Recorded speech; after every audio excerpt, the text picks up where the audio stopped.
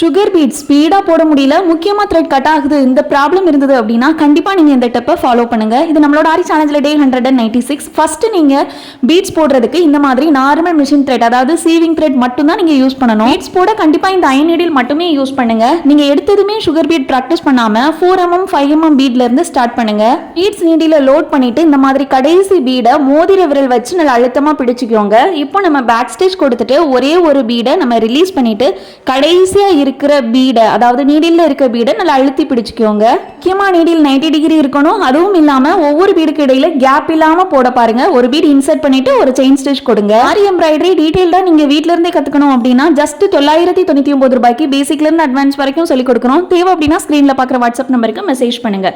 இந்த மாதிரி பெரிய பீட்ஸ் போடும்போது கண்டிப்பா நார்மல் எண்ணாட் மட்டுமே பண்ணுங்க.